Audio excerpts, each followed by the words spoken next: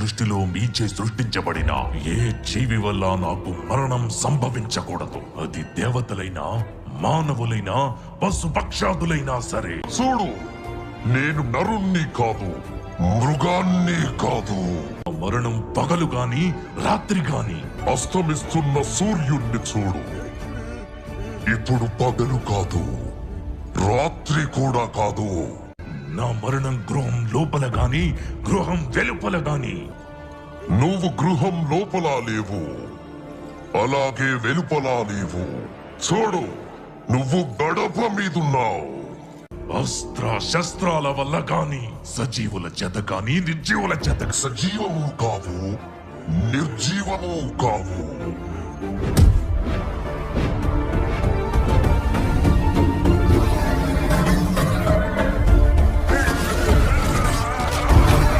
సృష్టిలో మీ